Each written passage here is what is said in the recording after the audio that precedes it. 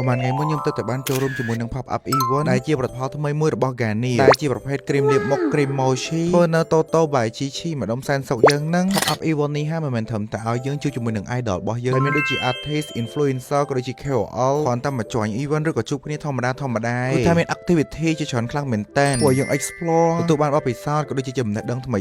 ហើយបើនិយាយពី game ដែលគេដាក់ឲ្យយើងលេងវិញហ្នឹងឲ្យមេដៃលេខ1ទៅកាន់ក្រុមការងារបងខាង Garnier មកព្រោះនៅពេលដែលយើងបានលេងហើយគឺថានឹកដល់កុមារភាពយើងនៅក្មេងៗមកឥឡូវយើងបែកមកដឹងជាមួយនឹងផលិតផលថ្មីរបស់ Garnier Cream Mochi វិញម្ដងឈ្មោះគេ Mochi មែនប៉ុន្តែមិនមែនផលិតចេញពី Mochi ទេណាដោយសារតែ texture ក៏ដូចជាសាច់ cream ទន់ដូច Cream Mochi អញ្ចឹងហើយមិនគេដាក់ថា Cream Mochi ហើយមានរហូតដល់3ពណ៌ពណ៌លឿងសម្រាប់អ្នកមានស្បែកមុខខ្មៅស្អាតនិងស្នាមអុចខ្មៅហើយសម្រាប់ពណ៌ខៀវវិញសម្រាប់អ្នកមានស្បែកងាយឡើងប្រេងនិងសម្បូរស្នាមដែលសល់ពីការកាត់មុនហើយសម្រាប់ពណ៌កាឈូកពណ៌ស៊ីជម្ពូនេះវិញសម្រាប់ស្បែកមុខស្ងួតនិងអ្នកដែលមានស្បែកងាយរងប្រតិកម្មហើយក៏ចង់បញ្ជាក់ដល់គ្នាតិចដែរថា Garnier គឺជាស្លាកយីហោដែលមានប្រភពនៅដើមកំណើតពីប្រទេសបារាំងនិងមានក្រុមហ៊ុនផលិតនៅក្នុងប្រទេសឥណ្ឌូនេស៊ីជាមួយនឹងបាកូដ899របស់ប្រទេសឥណ្ឌូនេស៊ីអញ្ចឹងបើសិនជាអ្នកមានចម្ងល់ក៏ដូចជាចង់ដឹងព័ត៌មានថ្មីៗកាន់តែច្បាស់ហើយតែធ្វើការចុច follow កាន់នៅ Facebook page ក៏ដូចជា TikTok account របស់ Garnier Cambodia